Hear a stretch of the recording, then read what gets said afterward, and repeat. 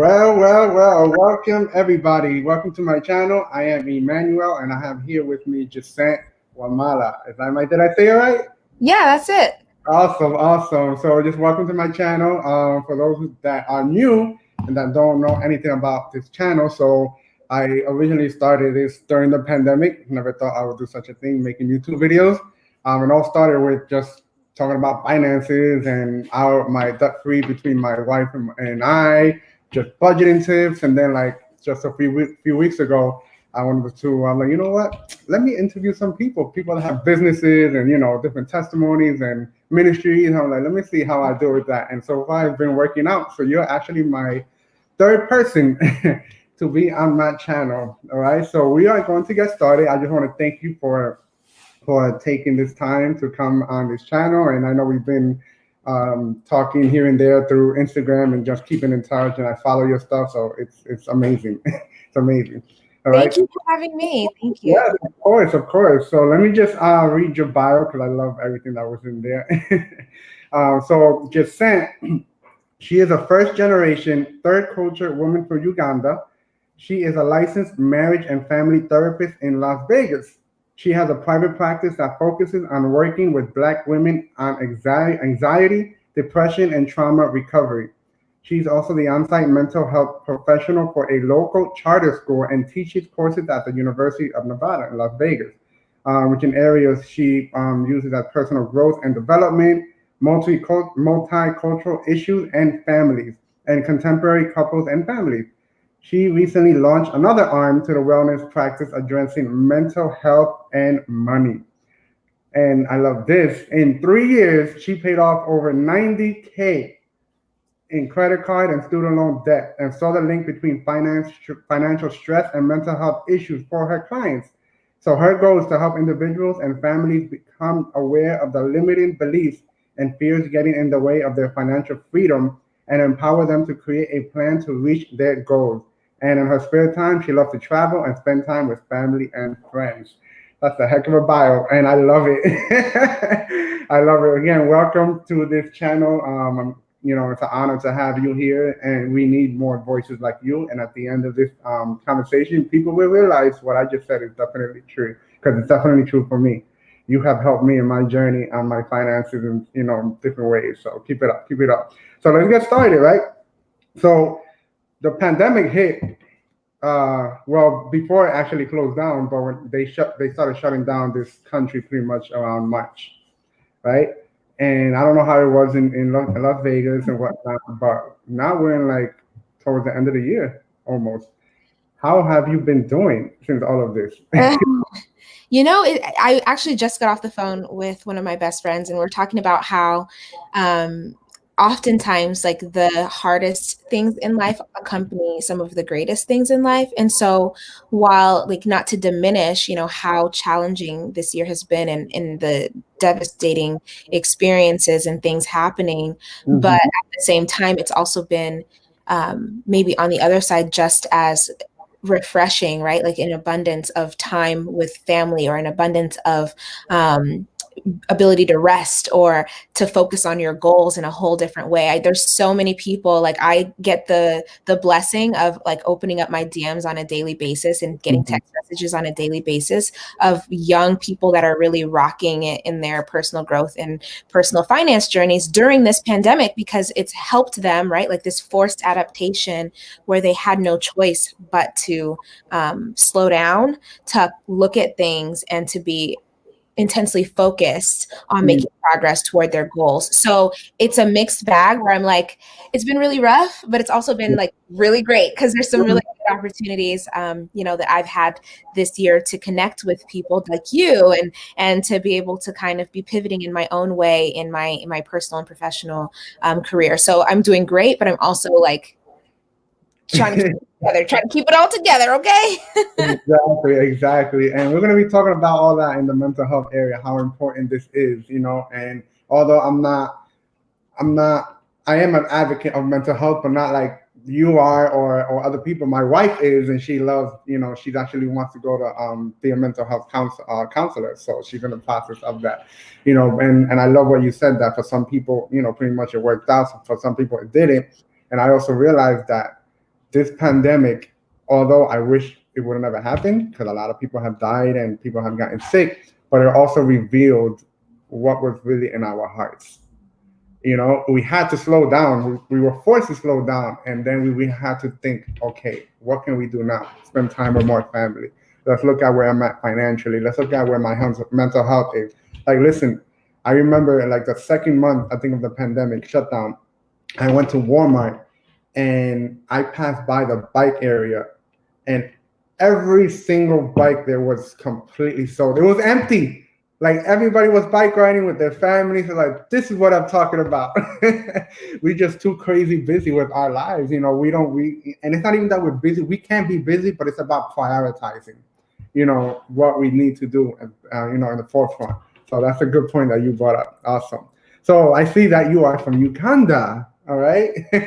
So were you born over there, and how was it growing up? So I was born in Uganda, but I was raised in the States. So I grew up here in Las Vegas. And I actually didn't travel back until I was 24.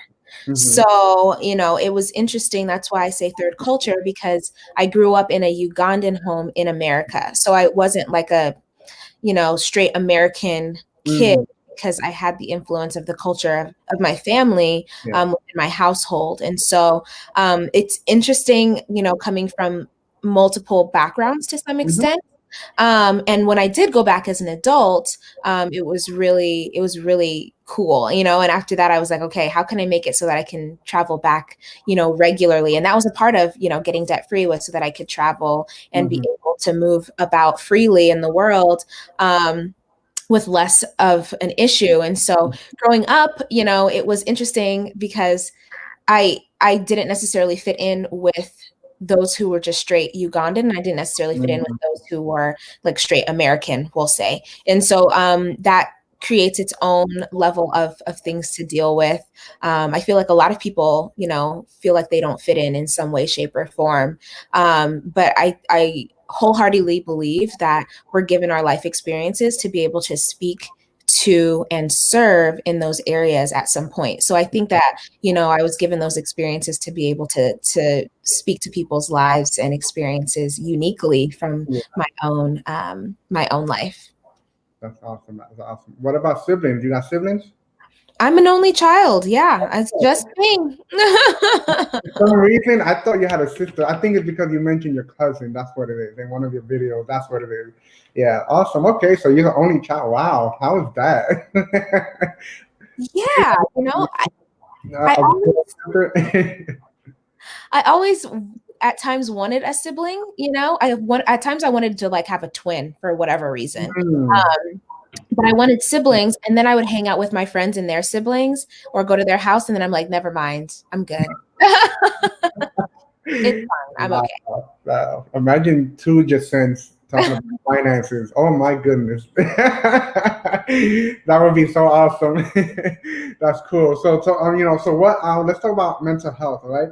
So what led you to be a licensed marriage and family therapist? That's a big deal, especially in Yeah, America.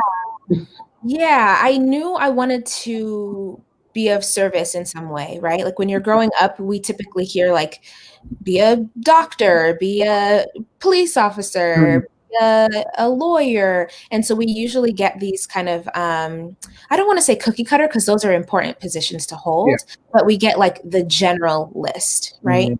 Mm, I thought I wanted to be a doctor at some point, but then I was like, I don't think I'm down for that. I don't know. I don't think I can be, you know, pricking people yeah. and all that stuff. So, you know, I was like, okay, well, I can't help in that way. Like, where do I want to help? And what I realized kind of growing up, and ways that I found myself serving a lot of times happened to be in some kind of capacity where I was listening or offering support and validation and normalizing, you know, people's experiences. So Mhm. in elementary school, I think I was like a peer mentor, and you know, like in high school. So those were the things that indicated to me like maybe this is where I can serve. And then personally, just knowing my own struggles and watching family and friends deal with life, and kind of for me coming up with the fact that like this stuff affects your mental health. And if your mental health is not okay, then you're not going to be okay. And so I wanted to support people being able to get to the root of the problem so that they could really just live full lives. And for me, that looks like addressing mental health concerns. And so I originally wanted to be a couples therapist to do premarital counseling, and focus on working with couples. Mm-hmm. But then I started grad school and working and doing the work. And sometimes your niche just finds you. And so it evolved. And I still see couples, but it heavily turned into like people finding me happen to be just like individual, young, creative minorities. And so, okay, like this is these are the people that feel like they can get their work done with me. And when we do our work together, it's really efficient and it feels good and it yields results. So let me embrace that and let it be what I do. So now I heavily focus on working with, motivated millennials on addressing different topics and issues that are getting in the way of them just showing up in the world as authentically as they could. That's awesome. Listen, when something finds you and is meant to be, you're gonna go hard. Because I see that fire in your man. Every time I'm, at home or at work, and I see like, oh, Jacent's making a video soon. I'm like, yeah.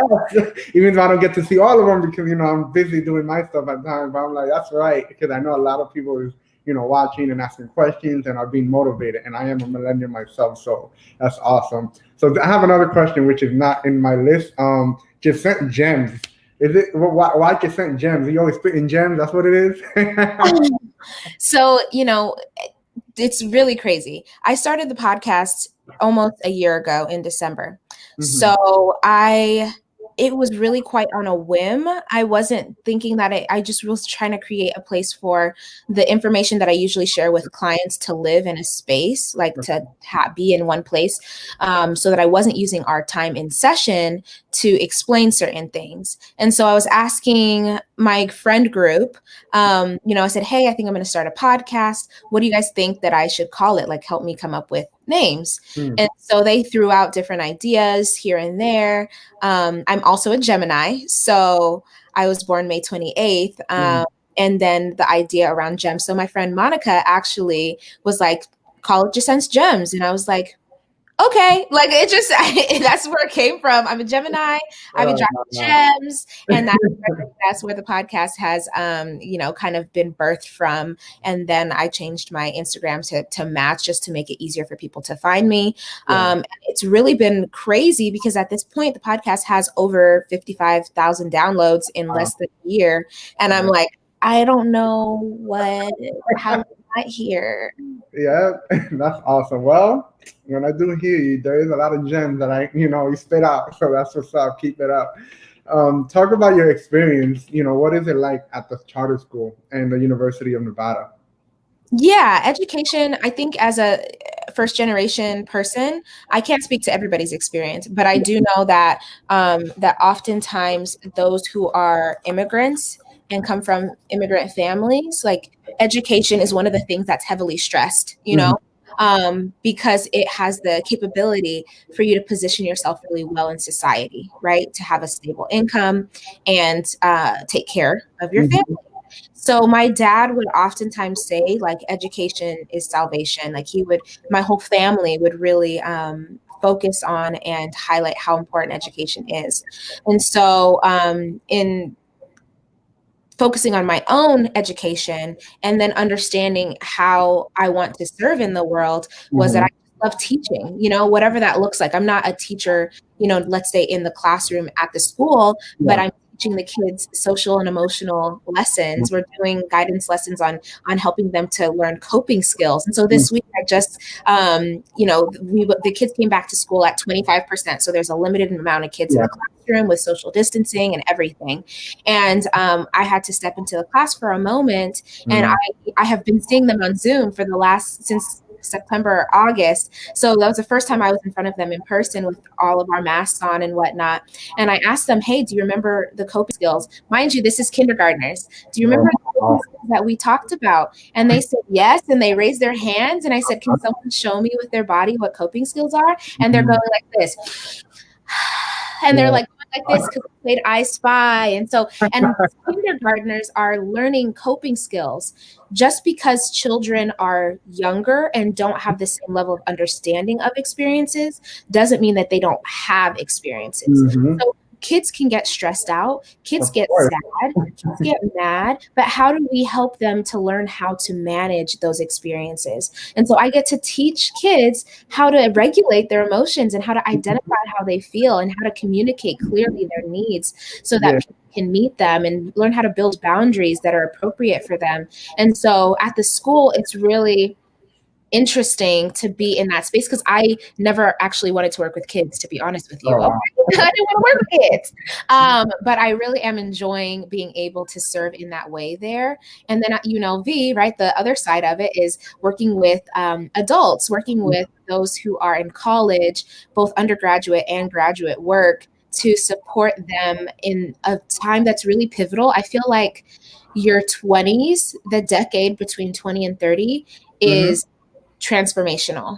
There's so much that happens in that decade that when we don't take time to process as we go is Mm-hmm. really difficult. So that's Yeah. why I love teaching the personal growth class. That's why I love teaching diversity, because it's at a time where they're starting to come to certain understandings about themselves and their families and how they feel about the world. And they're trying to make sense of a lot of things. And so I really enjoy kind of seeing human development at different stages, where Yeah. it's from kindergarten to eighth grade, and then working with the older students that are at the university level. So I just am grateful to be able to use my skills to serve.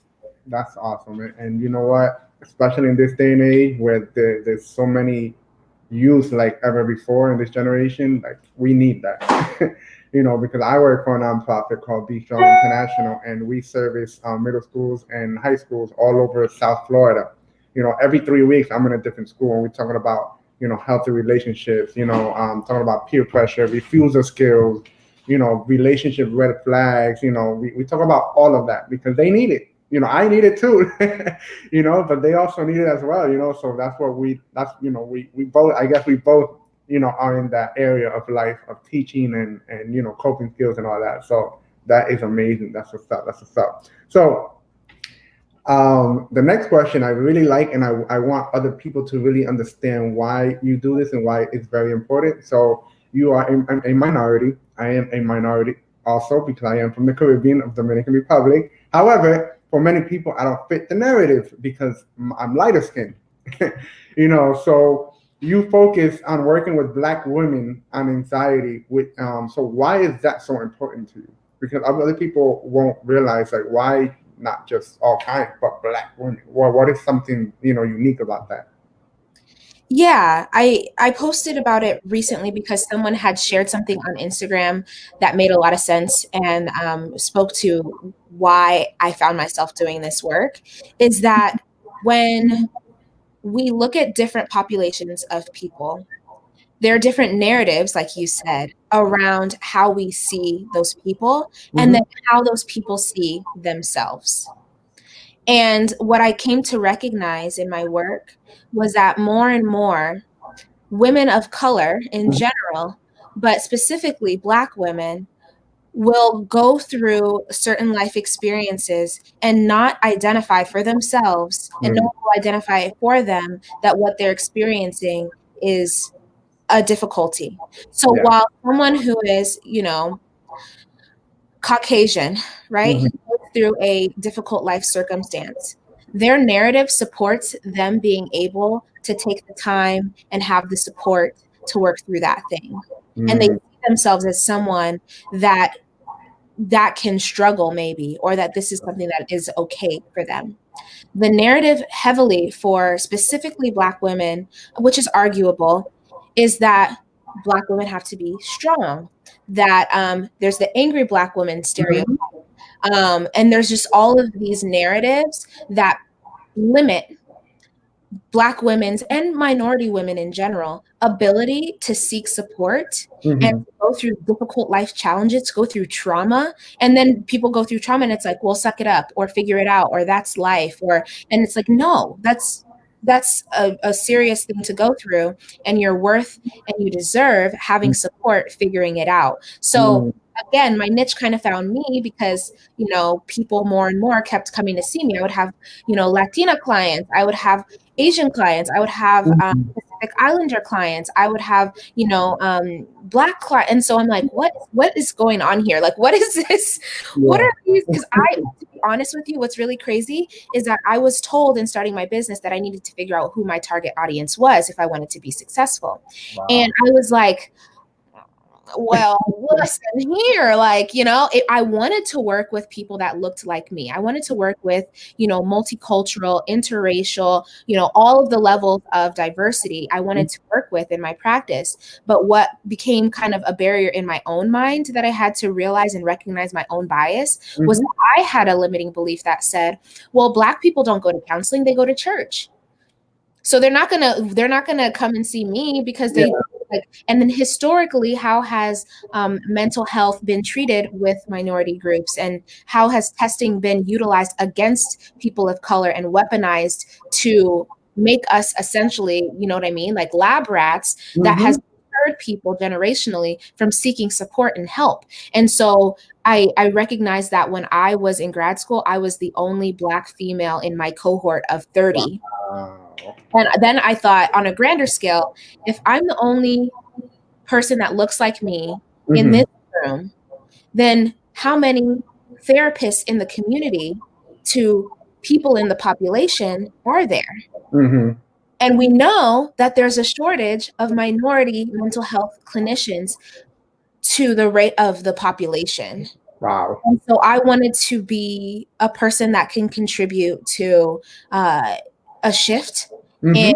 in the narrative around mental health and Yeah. seeking support and getting help for these really serious life experiences from people that are qualified, and that so that people can have the option. It doesn't mean Mhm. that you're Black, you have to see a Black therapist, but everyone should have the option to see Yeah. someone Definitely. that they feel like resonates with them or understands their experience. And the conversations that I have with my Black female clients are conversations I 100% guarantee they would not feel comfortable having with someone that did not look like them or that they felt had their experience. And Wow. there's diversity within the Black experience. So I Yeah. have mixed clients who we sit and we talk about being a mixed race person, and they have to deal with this side of the family and that side of the family. I Mhm. have clients that are on the spectrum of color, right, of hue, we'll say, and I'll have light skinned clients that speak to their experience. I'll have darker skinned clients that have to speak to their experience, but there's diversity within our experiences. Wow. And because of racism,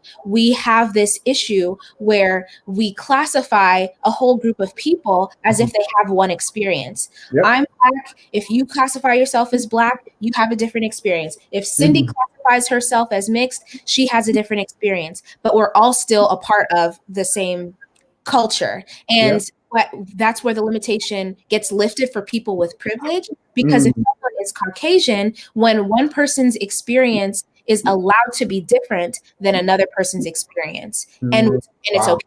But when someone is Black, we blanket it and say that Mhm. everyone is the same and has the same experience. And that's not okay for us to do to each other as people of color. And it's not okay for us to let anyone else do it to us either. So, more and more, I'm realizing the importance of the work as I continue to see clients and help them, just get through life. Wow, that is deep, and this all goes back to the root of all the history that happened to people of color, with slavery and all that kind of stuff, So wow, it's funny because I married my wife. She's Haitian, you know. She was born and raised in Miami. I was born and raised in New Jersey. So where I lived in New Jersey was mostly grew up with mostly Hispanic, Central American, Caribbean. That's all I knew. I started going to church in New York City, a very large church, and I started seeing like the whole Africa, literally, because it's a large, so it was a big church, and I just started meeting people from everywhere, all parts of Africa, and then Jamaica and whatnot, and I'm like, wow. And then now I come to Miami 3 years ago, and I'm in a melting pot as well, and specifically in the neighborhood that I'm in North Miami, is like the Haitians dominate. And it's like, and then I work in different schools. Sometimes I'm in an area where it's just mostly Cubans or it's mostly white, or just a mix or mostly black.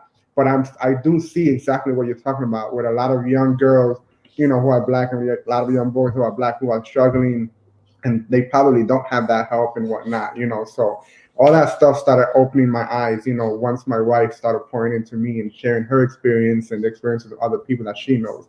So that is awesome, and little by little I'm starting to advocate more for the mental health and all that kind of stuff, and for my own, because it is important. I don't want to burn myself out for many different reasons. Especially I'm still newly, married, only almost 2 years. It's not easy. It's not easy. And one thing before we go to the next question that my wife always mentioned, and maybe you can attest to that, she said people think that you need to go through a crisis in your life to see a counselor. No, you could be fine. You could be, not going through a crisis, but you still need to see a counselor. Maybe in this area of your life you're struggling. Maybe not so crazy like others, but you need it. You need accountability. You need somebody to give you an insight about something. And I'm like, whoa, that is true. That is true. So that's what's up. So Yeah. so I want to get into the next thing, and this is actually one of my favorites. All right, because of the journey that I'm in as well. Talking about money, just saying. I found you because Anthony O'Neill, who works for Dave Ramsey, and I follow his YouTube videos. I saw the title of his, it was something about you paying off 90K in 3 years and da da da. And I'm like, whoa, I gotta click on that. I gotta see that. So when did you have that I've had a moment of you don't want to be in debt anymore? Like, how in the world did you accomplish that? You were what, 27 years old, right? Something like that. Yeah. And in 3 years, you cleared out over 90K in debt. Like, and you were single, meaning not married. How? Tell us, because I'm trying to do it. I mean, I'm married. We have our income combined. I have my 9 to 5. She has a 9 to 5. I work Monday through Thursday after my first job when I do Uber. And I'm like, dang, I mean, I'm making a lot of progress, but I want to see, how did you do it? Because people think it's possible. Yeah, it's crazy after looking at things after the fact because, I sometimes I'm like, that's how much money I've paid off. That's how much money I was in debt. I'm like, oh my goodness, like thank God I finished it. But the funny thing is I never wanted to go in debt in the first place. I knew it was not wise, but when you lack a plan, then you fall to society's plan. So I didn't have a plan, before when must have been like 18, 19 years old or whatever the case, right? Just going into college. And I had seen Dave Ramsey in person because he had come to the church that I was attending at the time.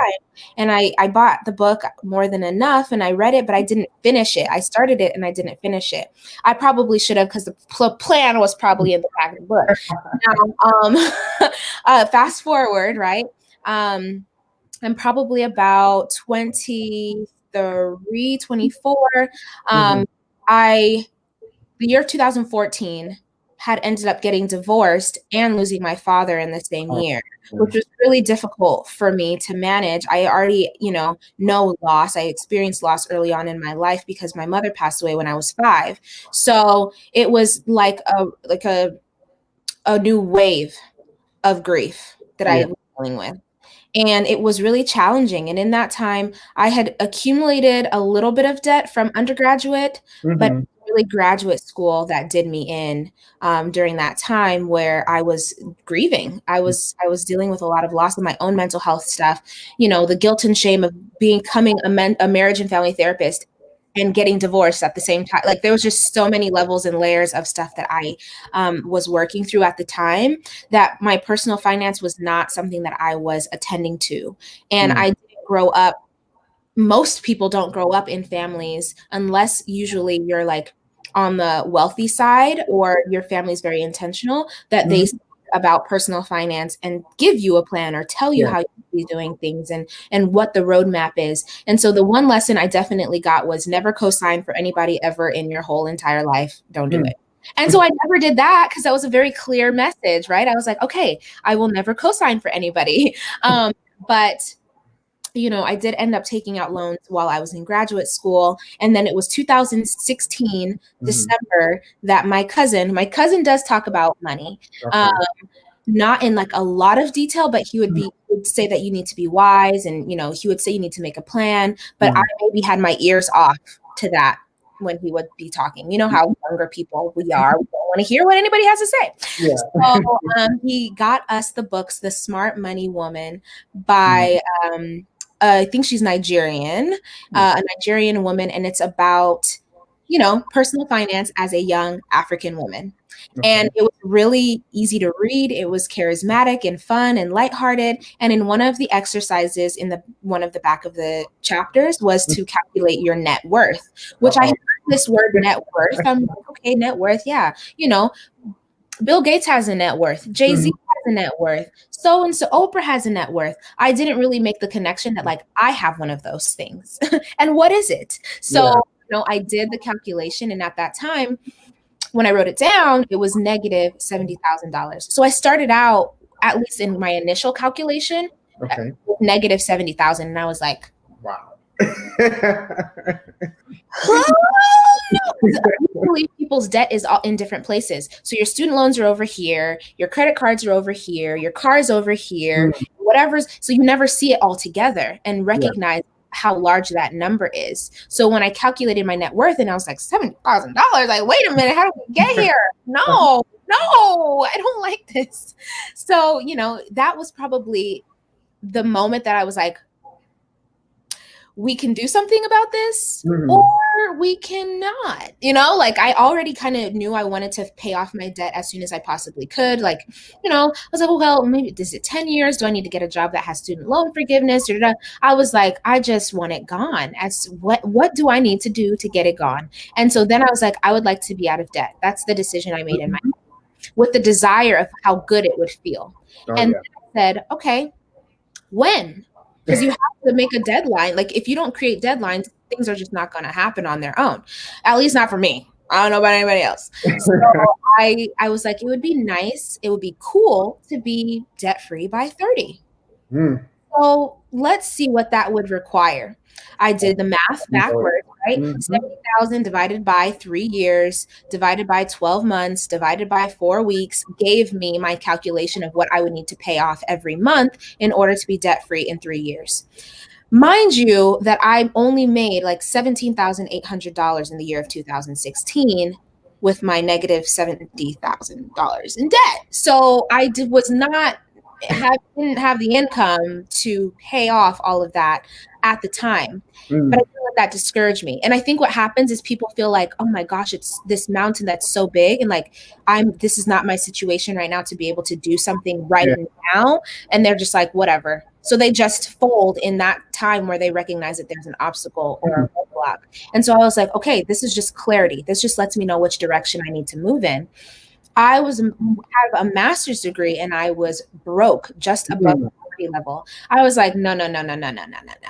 We're going to have to figure out how to make some more money and get on the budget and get our lives all the way together. So January 2017 was when I decided that I was getting out of debt, that I would like to be out of debt by the time I was 30. Wow. Then I started coming up with a plan. So I started looking at my finances. I did, a spending audit. I had a friend the person I just got off the phone with, actually, she lent me the book Total Money Makeover. So I went through that and put it back to her because I like to check my books out and return them. Okay. And then I started going to town with a plan. So after I read Total Money Makeover, I started budgeting March 2017. Every single month since then, I have made a unique budget. And the budget is never perfect, but it's the vehicle to you making progress in your financial journey. Exactly. And I think it was probably about May or so that I started like selling things around my house. I lived alone at the time, and I decided to move with my best friend. She was gracious enough to take me on as her roommate. And so I was selling things around my house, which helped me to save my first $1,000 emergency fund. And I was looking for jobs.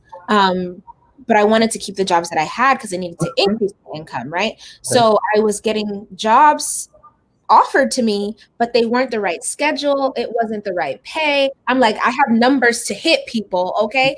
So I was going on these job interviews. I was actually getting offered job positions, but I was turning them down. And so Okay. it was maybe August that I was offered a position at the county to work in the juvenile detention center. It was the perfect schedule, it was the perfect salary, and Mm. made it so that I could keep my other jobs Yeah. and hit my numbers, right? My projections were on. So I didn't start working and increasing my income until September or October of 2017. Wow. So Whole year. from January when I made the decision until September or October, I Mm-hmm. was in the planning phase. And I think, we have to give ourselves time to implement the plan. Because if I would have said, okay, I want to be debt free, oh, it hasn't happened in a month, or I haven't found something, let me give up, right? There's so many opportunities to give up. But what I urge people to do is, instead of giving up, slow down. Instead of giving up, pivot. Instead of giving up, go back to the drawing board. And Mm-hmm. when I was able to get that position, now I was working Monday, Tuesday, Wednesday, private practice and teaching at UNLV. And then I also started seeing clients on BetterHelp, which was a part of my private practice. Mm-hmm. And then from Thursday, Friday, Saturday, Sunday, I worked 40 hours from Thursday to Sunday at my job at Juvie. So I was working 7 days a week Wow. for some time. Um, but my fuel, like I have my journal right here, which is actually crazy. It says every day is an adventure, right? I have my journal right here, and my fuel was to write Wow. every single day and to keep myself focused on what my plan was. The whole thing is filled um, Nice. with daily entries. Mm-hmm. I did not necessarily enjoy the job that I had. I enjoyed the kids so much, but I'm a free bird. I worked in a jail. So it felt like I was in jail for 40 hours. And so it was difficult. Sometimes I wanted to drive past my job, but I would write in my journal instead of Mm. of struggling or focusing on the issue or obstacle. I would say, thank you, God. I'm so glad and happy to use my skills to support and serve my community. And when I would write that down before I go to work, it would change the way that my day happened for me. And I recognized when I forgot or I didn't write or journal before I Mm-hmm. go to work, I felt different and things were harder on those days that I didn't fortify myself with prayer and meditation and focused intensity toward hitting my goal. And so that was 2018. I think I quit that job January 2019. I went to Uganda for a few weeks, came back, and there were months where I didn't pay anything on my debt. But Mm-hmm. because I was really focused on my budget, some months I could pay more, some months I paid less, and it evened out. I wanted to quit last year, to be honest with you, when I had probably about 30-ish thousand dollars left. I was like, I'm tired. $30,000 is not that much, Right? That's what you had. it's fine. I could just keep that little 30,000, just pay my Mhm. mom, whatever. Like everyone's doing it, and that's when Anthony O'Neill came out with Borrowed Future, the podcast series. Yeah, I And remember so I started listening to that, and it re-energized me and helped me to get focused. I was in a deficit at that point to do my numbers. I was needing an extra $4,000 a month to hit my numbers and be debt free by 30. that. And then God stepped in again. I've got the perfect position at this school where I could work full time at the school and see my clients on the side. And it's just, it wasn't just me. I just finished listening to EntreLeadership, and Dave Ramsey says in the book that, your plan or your purpose times God's intensity equals your ability to get where Mhm. you're going. So I had the idea, I want to be debt free. It would be cool if I was debt free by the time I was 30. And God was like, bet, let's make it happen. And so it wasn't me, it wasn't just me, it was the combination of me and focusing on my spiritual journey and really being in practicing foresight Mhm. for who that I did not know, right? I didn't know there was going to be a pandemic the year I turned 30. But me making that choice in 2017 has positioned me to be thriving this entire year. That I paid more money off on my debt this year than any of the other years. And it makes me speechless sometimes to think about, to be honest. That is so awesome. That especially that last part you just mentioned, because a few months ago I did a video on pretty much talking about how much debt we paid off this year, and I have my chart in my room, visual and motivation. And last year we only paid off like $11,000 in debt. This year, by in that time in August, we were already at 17,000. Now today we already paid off 22 or $23,000 in debt. Like how? You know what I'm saying? Like I looked at it, I'm like, yo, this is crazy. Like I've been giving myself raises every time I paid off a debt. Like I started seeing more money every time. Like, oh my goodness, this is amazing. Like I'm just going in even more to pay off debt, and God willing, we should be debt free by the end of next year. So that is amazing. And you know what? With everything that I just asked, and I was going to ask you a follow up question, but you pretty much answered it. What I heard you say the whole time or talking about is that you had a plan. You just didn't wake up and said, okay, I'm gonna work here, and I'm gonna put some money here towards that, and next week I'll put that. No, you had a written goal, a written plan of when you were gonna get out of debt by the age of 30, and you accomplished it. Now, let's just say you did not accomplish it. That doesn't mean you're a failure. You at least you had a written plan. And you know what? I never had that in my life. I never had financial literacy in my life until like, well, I knew about the event in 2012, but I really, didn't stick with it. And my father had passed away, so it was just too much. But it wasn't until right before I got married, I was really sticking to it. And I tell people, listen, one of the biggest gifts that you can give to each other is starting your marriage off with a plan how to get out of debt. And that's exactly what we did on December 29th, after December 29th of 2018. We just went in. We lived, listen, Jacent, this was hard, especially for a woman. I was already living in like a box, pretty much. Like literally, it was super small. I had asked my wife before we got married, what do you think about moving in where I am? Oh my goodness. It took her like almost a month to give me an answer. Because you need space. It's two of us, and it's in a it was a small studio and whatnot, but it was not pleasant at all. But we were only paying $600 in rent.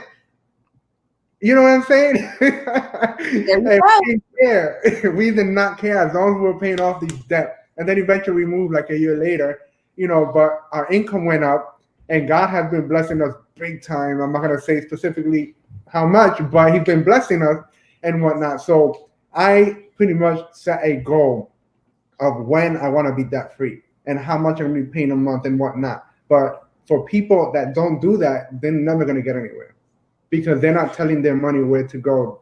It's usually the money controlling them. Mm. Budgeting is what saved my life. Budgeting has been my best friend. It is amazing to budget. I'm always looking at my Every Dollar app, and I'm like, okay, cool. I'm on a point. I'm not always perfect at it. It's a progress. But I'm a lot better compared to before, and that's what counts. That's what counts. So that is what's up, man. And I'm already 34 years old, so I just can't wait to be debt free by 35. Yes, you know what? You saying, you had to take time to figure out what you could do in the situation, right? And you were a team. You worked together to identify what your plan was collaboratively. And yes, was it uncomfortable to make certain sacrifices for a period of time? Of course. But the gains that you receive when you're faithful in following through on your plan exceed the uncomfortability of a temporary sacrifice. Do you want to have a nail in your side for the rest of your life? Or do you want to, you know what I mean? Or do you want to walk on a bed of nails temporarily to then walk on sand for the rest? Wow. And it's not easy to make sacrifices in the short term, but it's necessary. And it makes it so that you're able to position yourselves as a family. For me, I didn't have any kids at the time. I wasn't married at the time, but I said that what is the best way that I can move in this world so that if God says that there's someone that you're supposed to be with, if you are to start a family, what is the best thing I can do now so that I can prepare myself for later? And how can I use this time to prepare me for the sacrifices that are to come? Because life is always going to show you challenges and give you opportunities to grow. So you can either choose to adapt and grow on your own by choice, or you can wait. Okay, you can wait till life is like, oh, here you go, something to deal with, and then have to deal with not only growing in that time, but managing whatever that issue is. And so what I love is that you and your wife have gotten intensely focused on your family plan and knowing what you want to accomplish as a couple in this world. And that's what's going to be what positions you and your wife to leave a legacy for not only your family, but the community and then the world. And that's why I'm like, okay, like millennials, we're all about like, we want to have a purpose. We want to make changes. And I'm like, great, start with yourself. All right, I think you can take over this channel. You can take over my channel. That is so true, man. Oh, I love this. I love this. All right, so talking about money, money is not, well, getting out of debt is not just a behavioral thing, because we already know it's 80% behavior and 20% head knowledge. There are people making 100K a year and still broke, and they so good at math. Listen, just saying, I didn't do so well growing up academically. I failed a few times. I hated math. I'm not good at algebra. Like I would get anxiety when it comes to math. I run away from it. I don't think I ever got more than 10 passing grades in math. And you know what? Where I'm at now is not because of what I know in math and how math works. It's because of my behavior. I took the basic stuff about money, but it's my behavior that really helped me change. And my belief system, and not thinking of, we're poor and all that kind of stuff. And then I know I can do it. Because if somebody else that was in a worse position than me did it, then that means I can do it. I just got to find a way, So, and it's not only a behavioral thing, it's an emotional thing. Listen, there's days that, 9 to 5, right after that, I go to do Uber, and I don't come home till like 10:30, 11 o'clock, which means I only see my wife early in the morning. Or sometimes I don't get to see her, and I don't see her until when I come back at night. And I'm tired, and I just sometimes want to cry. Like, I don't even want to do it, But then when I start seeing the momentum kicks in, I'm like, oh, wow, okay, no, I gotta continue. I think about my future kids. I think about, how we want to travel. I think about being generous. There's so many people that we just want to help out and give money away, And I think about that, and I just continue, and it motivates me, So, talking about that, how is that link between mental health and money? Yeah, it's inseparable. They go together. If you do the research and look at how people spend money, oftentimes people spend on emotion. So if we are not conscious of that link, then we are going to be the prey. We are the little gazelle, okay? That the lion, which is marketing giants, companies, credit card companies, department stores, whoever is using to catch us. And so what is necessary is for us to be conscious consumers of information and raise our level of self-awareness and self-observation to understand our own patterns of behavior and spending. So I run a program. I'm in the middle of a course right now where we're talking about money. We're talking about mindset and budgeting and increasing your income and motivation, because it's challenging to sustain a certain level in your personal finance journey without certain things in place. And I think that's why you mentioned, right? People know who Dave Ramsey is, but some people will start and fall off the plan. Some people will never start the plan. And that's because it's the link between mental health and money is not attended to, then you're not going to be able to finish. So you have to do all of the pieces. You have to do the math, right? You have to do the budgeting, which is very simple. Literally, it's elementary school math. I'm a therapist because I don't want to do math. So if I can do it, then you can do it. Believe me, okay? I'm convinced that everything we needed to know, we learned in elementary school. Yep. And if we can just focus on the foundation of those behaviors and how to control ourselves, that's what you learn in school. How to regulate yourself, you learn that in elementary school. How to do basic math, then you can achieve anything. But what happens is that as we get older, I don't know if it's because of, growing up as a child and there's people that had rules that you had to follow or whatever. People get to be an adult and they're like, I'm just going to do whatever I want. This is my money and I'm going to spend it how I like and blah, blah, blah, blah, blah. And it's like, no, you need to be the one who implements the strategy that's going to actually help you to be able to do what you actually want to do in the world. Long run, and coming again from, a collectivistic culture, is that a lot of the time what will happen in immigrant families is like, you send money home, you know what I mean? And you're working for your family. But if we don't position ourselves for it to be sustainable, you're going to burn out and you're not going to be able to support your family for long if you can't keep going to work. Like if you're broke, how are you supporting your family?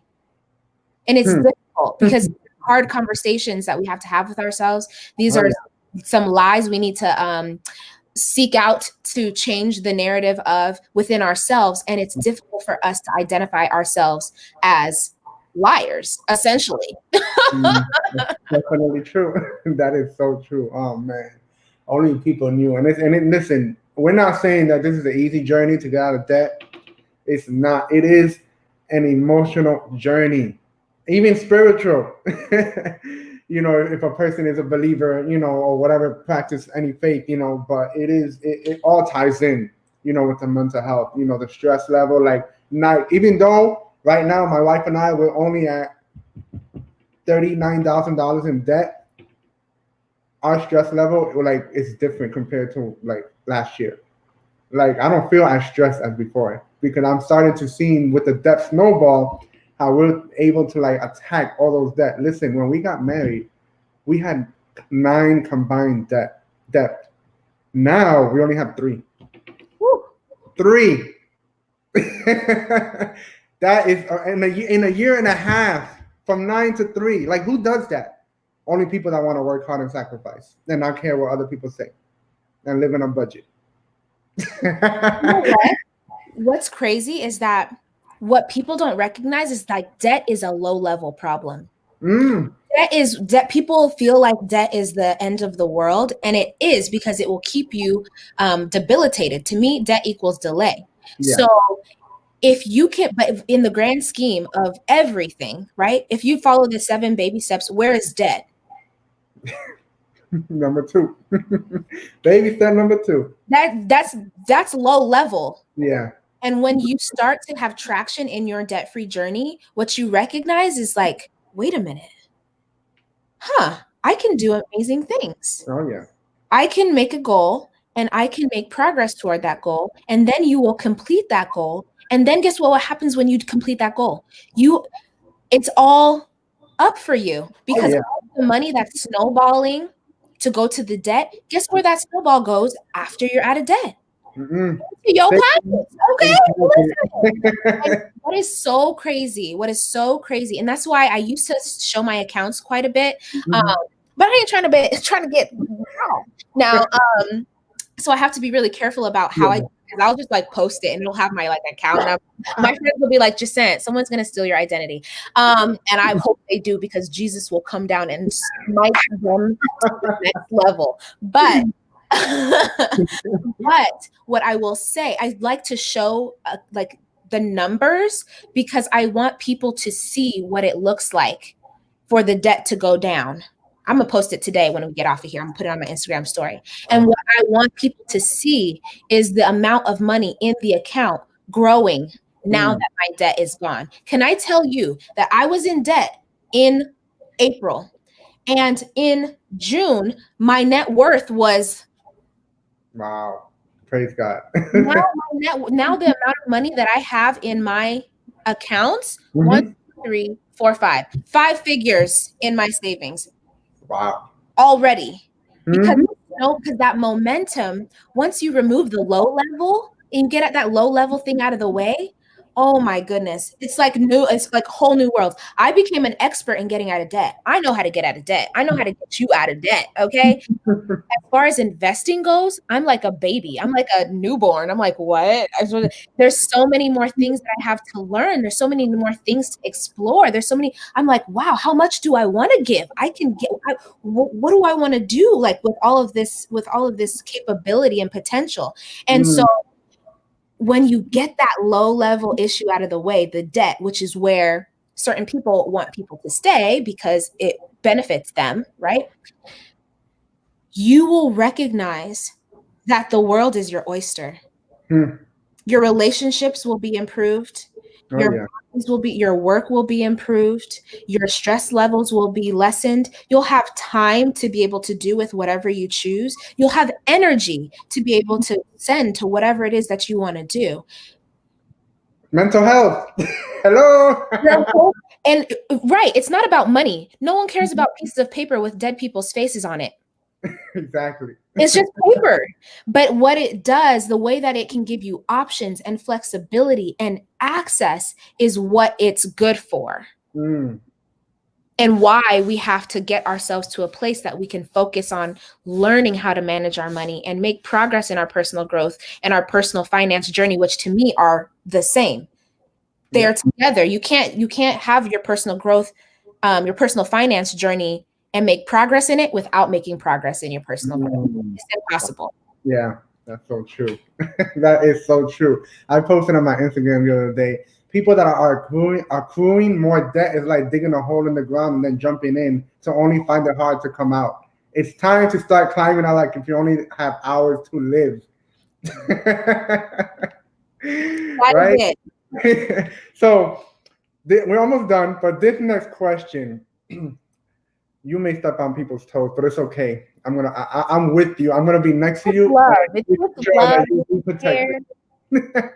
So during the pandemic, right, we were blessed to receive, that stimulus check, which I hope another one comes. That really boosted me up. That really boosted up our lives and our financial state. We were able to pay off my credit card. And then the following month, we paid off a second and last credit card, and we closed it.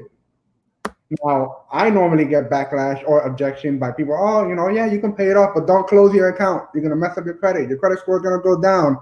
Or, you won't be able to buy a house without a credit score, with a 0 credit score. And I'm like, no, that's a lie. But okay, you want to believe that? That's fine.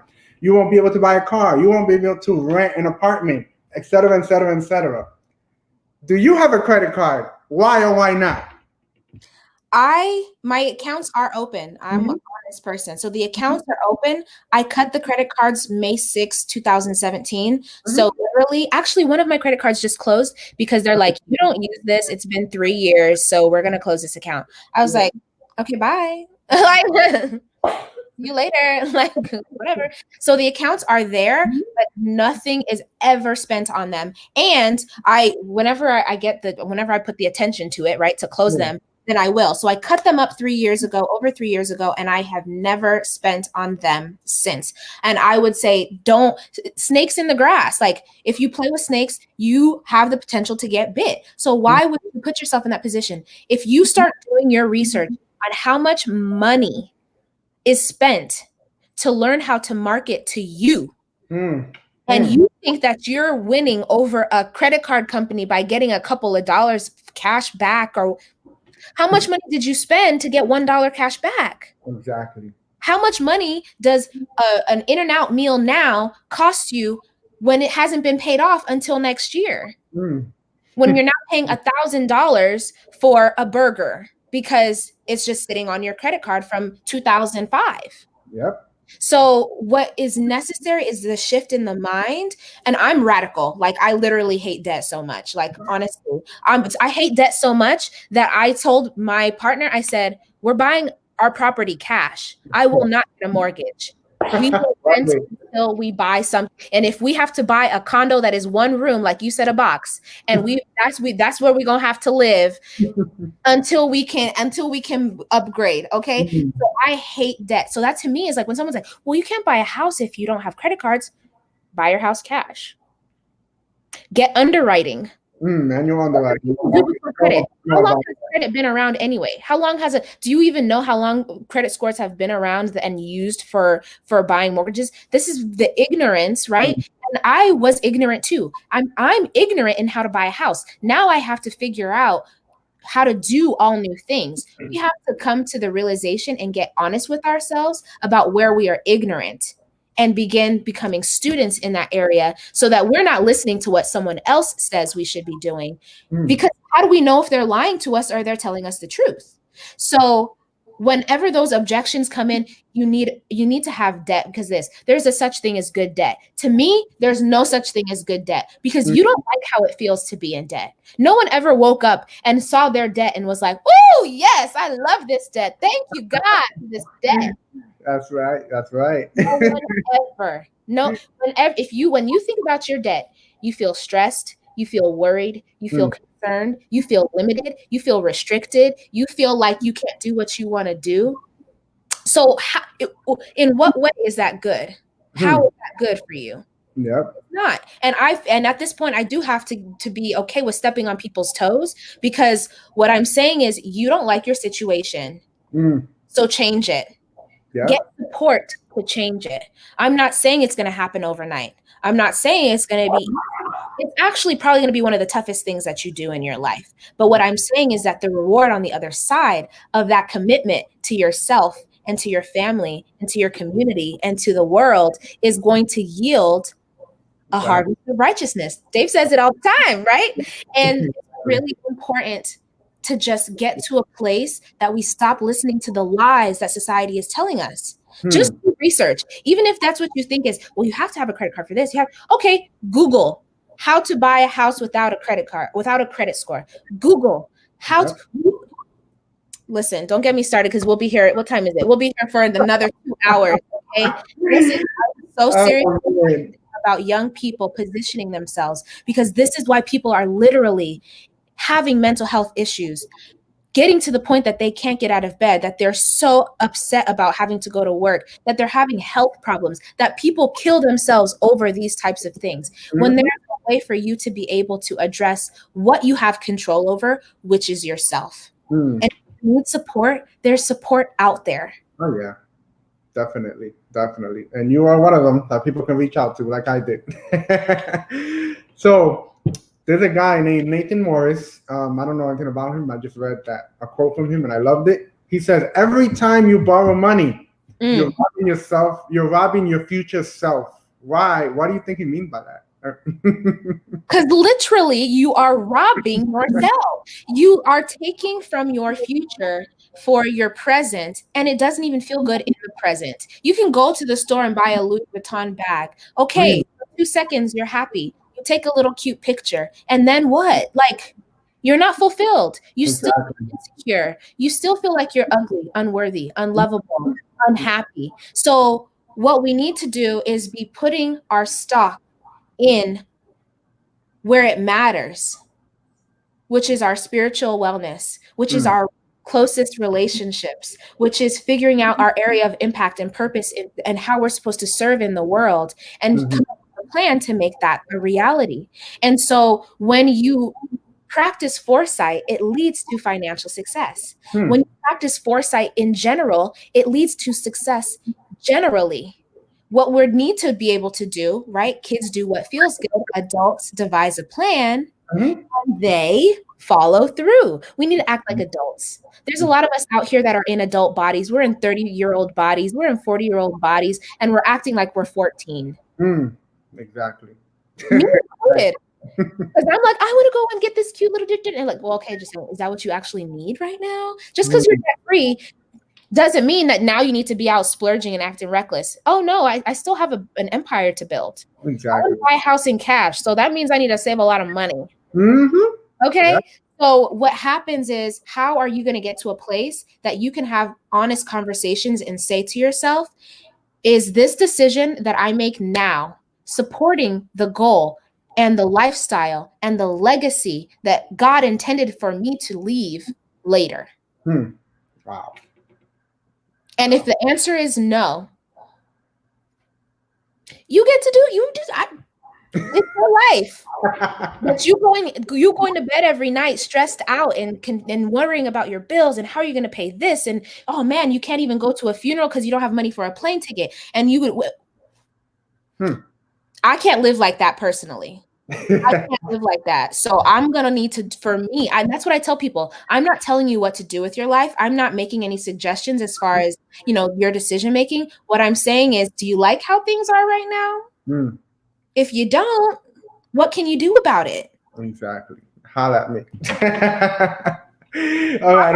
DMs, okay, I got you. So I have two bonus questions to finish off. All right.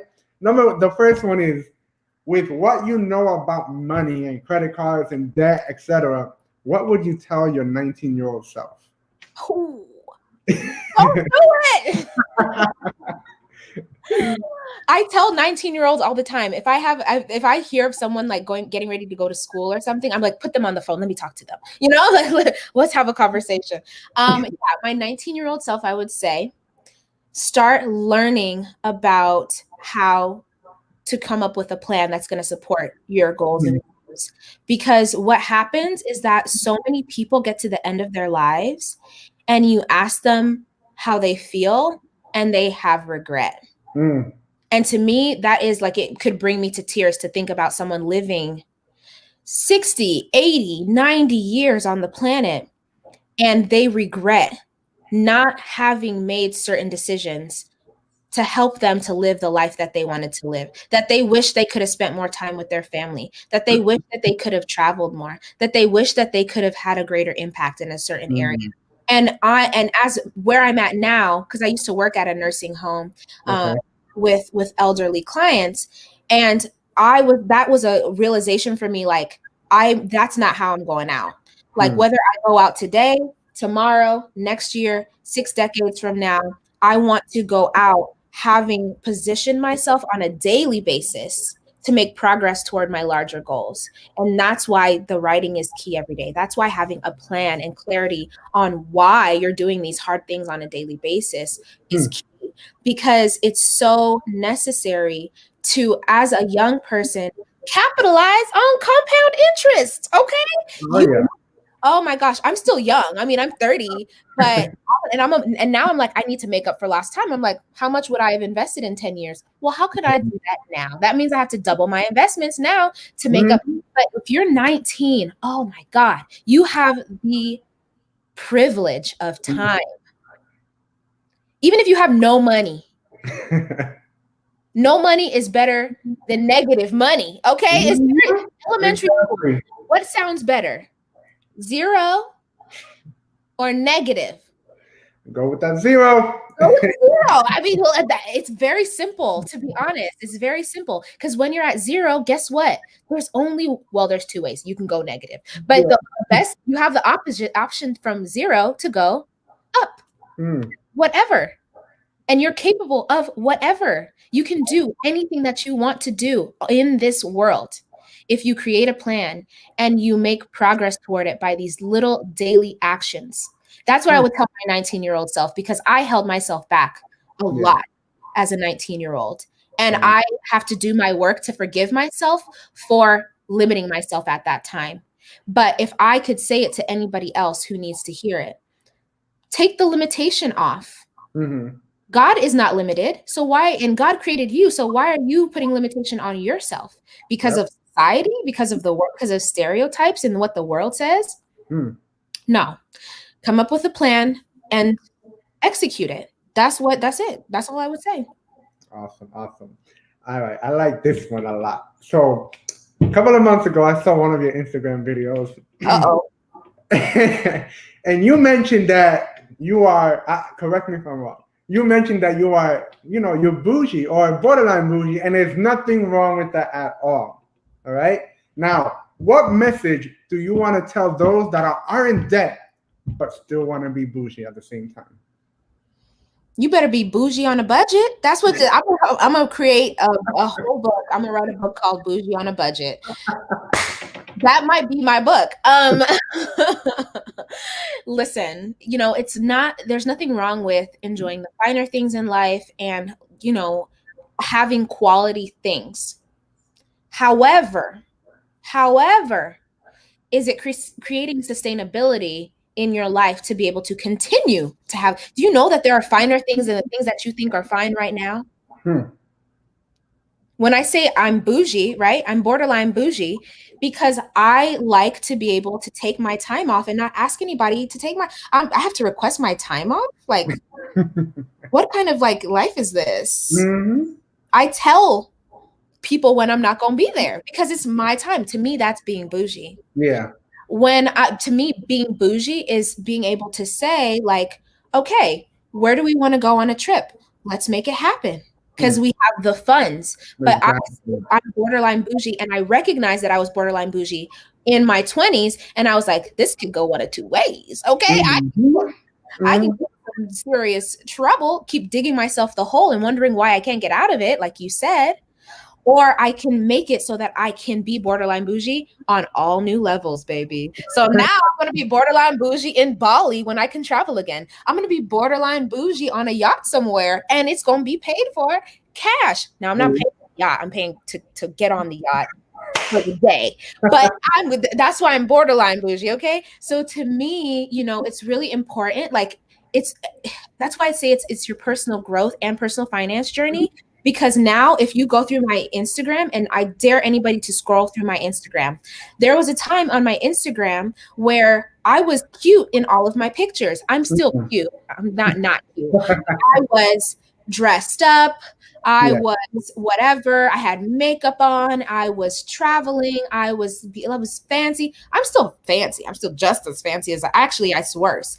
But now I know that I'm in a season where I have something to accomplish in this season. And in this season, where you're going to see me in this head wrap every day, because I'm going to spend my time researching and learning and reading and chatting with people like you, and putting material together that's going to support other people positioning themselves, that in this season, if I'm faithful and do this, that in the next season the bouginess is going to be off the bougie chart. Okay, listen. So what I'm saying is that you might be in a season where you need to be bougie on a budget so that you can be bougie on the next level later on. And that might mean you have to sacrifice certain things. Can you learn how to do your nails and your hair and makeup at home? Can you learn?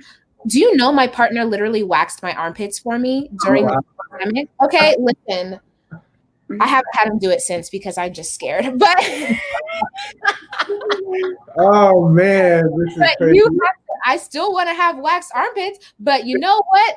Bay is gonna do it. Now, he's not gonna do it forever. I'm gonna fire him. I love him, but he's not a waxer.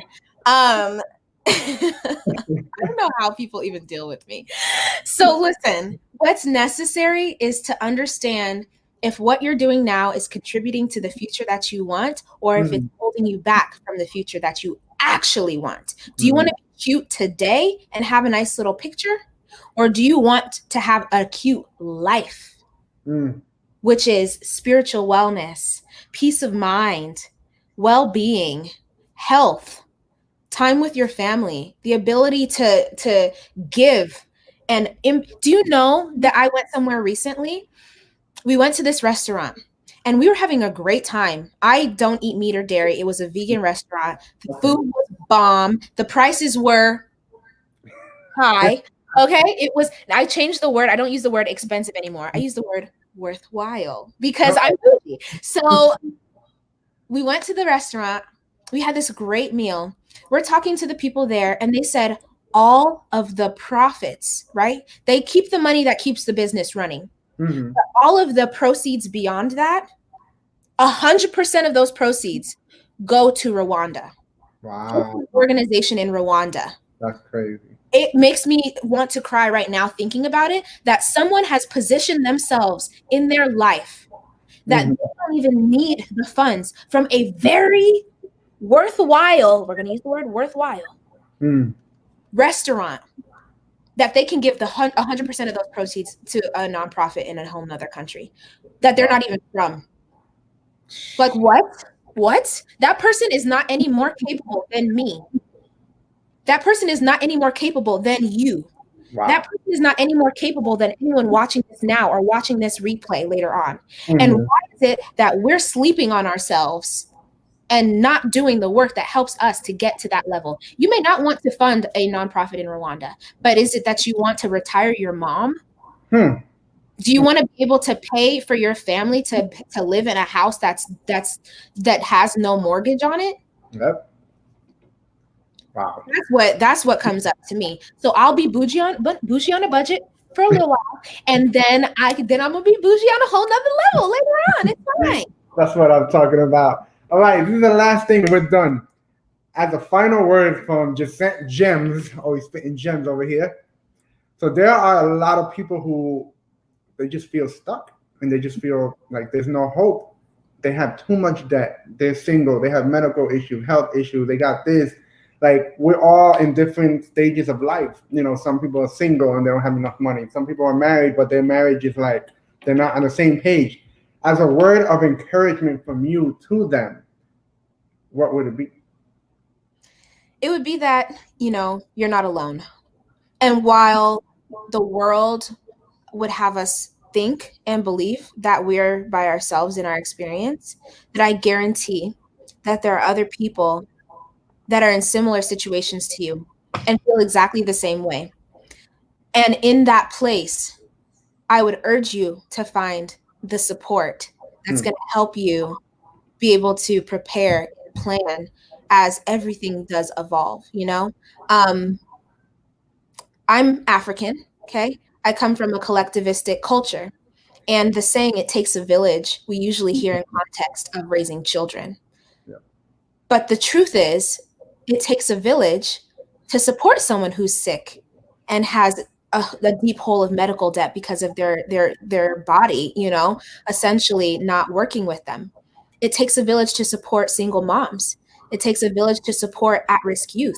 It takes a village to support foster children. It takes a village to support fathers, first-time fathers or dads, and it takes a village to support the village.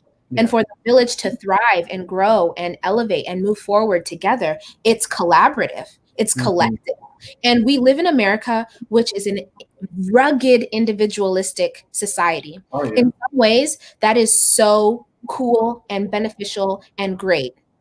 But in other ways, it's what leads to this isolation and this feeling of loneliness in our situations. And so, how can we find a way to bridge the gap between those ways of being and know that, yes, you can be an individual? That's fabulous. You can allow yourself to be independent and yourself and express, but you don't have to do it alone. To me, there is no such thing as self-made because it took at least two human beings and one divine being, depending on what you believe. So how can you be self-made when God already put you with instruction when you came into this world?